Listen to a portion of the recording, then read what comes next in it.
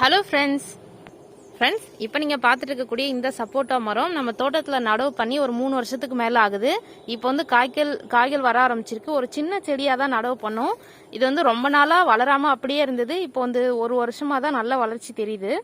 இப்போ இந்த செடி என்னாச்சுன்னு பார்த்தீங்கன்னா, ஒரு கிளை மட்டும் இப்படி வளைஞ்சி இங்கே உடஞ்சி தொங்குது. இதை வந்து இந்த இடத்துல நம்ம ஏர்லேரிங் போட்டால் இன்னொரு செடியை நம்ம இதிலேருந்து பிரித்து எடுக்க முடியும். பாருங்க, இந்த உடஞ்ச இடத்துல நம்ம மண்ணை வச்சு இப்படி கட்டும்போது இங்க வந்து வேர்கள் வளர்ந்து இன்னொரு செடியா உருவாகிடும். இப்போ நான் அதை தான் பண்ண வந்திருக்கேன். இங்க பாருங்க, மண்கலவையை வந்து இந்த கவர்ல போட்டு ரெடியா வச்சிருக்கேன். இப்போ வந்து இதை நல்லா டைட்டா கட்டிட்டு இந்த கிளையில வந்து இந்த மண்ணை வச்சு கட்டணும். இந்த உடஞ்சிருக்கிற பகுதியில சென்டர்ல வர மாதிரி அந்த கவரை கட்டணும். நான் உங்களுக்கு கட்டிட்டு காமிக்கிறேன் எப்படி இருக்குன்னு. பாருங்க ஃப்ரெண்ட்ஸ், அந்த மண்ணை வச்சு நல்லா கட்டிட்டேன். இதுல வந்து ஒரு பங்கு தோட்ட மண்ணுக்கு ஒரு பங்கு சாண எரு கலந்து ரெடி பண்ணேன். அப்பதான் வந்து இந்த கலவை சாஃப்டா இருக்கும், வேர் வந்து இதுல பிடிக்கிறதுக்கு ஈஸியா இருக்கும். இதுல வந்து கோகோ பீட் யூஸ் பண்ணா ரொம்ப நல்லது. என்கிட்ட கோகோ பீட் இல்லாததால நான் இதை பயன்படுத்தினேன்.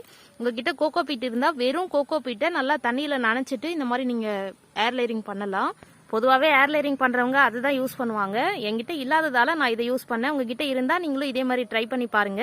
ஒரு 3 மாதத்துக்கு அப்புறம் நம்ம இதை கட் பண்ணி நம்ம நடவு பண்ணலாம். அதுக்குள்ளே வேர் வளர்ந்துரும். நம்ம சாதாரண சின்ன சின்ன செம்பருத்தி செடிக்கெல்லாம் ஈஸியாக வேர் பிடிச்சிரும். ஆனால் இது வந்து ஒரு மர வகை, அதனால கொஞ்சம் லேட் ஆகும்.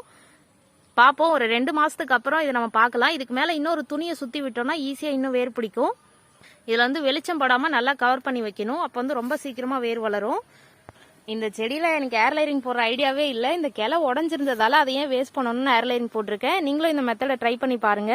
இது மாதிரி நான் மாமரத்தில் கூட ட்ரை பண்ணியிருக்கேன். ரொம்ப சூப்பராக வந்திருக்கு. Okay friends, thank you. Thanks for வாட்சிங்.